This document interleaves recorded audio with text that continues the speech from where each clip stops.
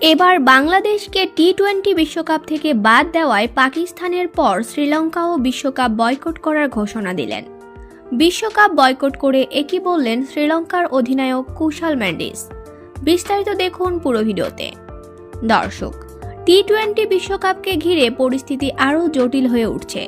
বাংলাদেশকে টি-20 বিশ্বকাপ থেকে বাদ দেওয়ার খবরকে কেন্দ্র করে আন্তর্জাতিক ক্রিকেট অঙ্গনে শুরু হয়েছে তীব্র প্রতিক্রিয়া।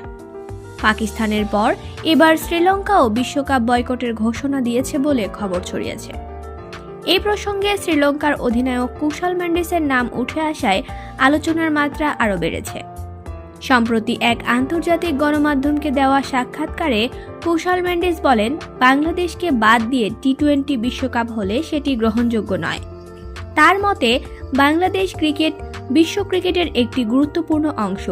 তাদের ছাড়া বিশ্বকাপ আয়োজন হলে প্রতিযোগিতার মান ও ন্যায্যতা দুটোই প্রশ্নের মুখে পড়বে।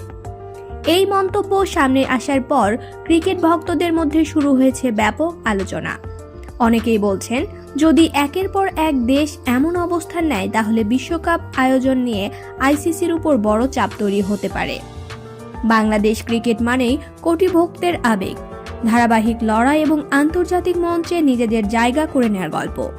সেই বাংলাদেশকে বাদ দেওয়ার সিদ্ধান্ত বিশ্ব ক্রিকেটে বড় ধরনের বিতর্ক শুরু হয়েছে।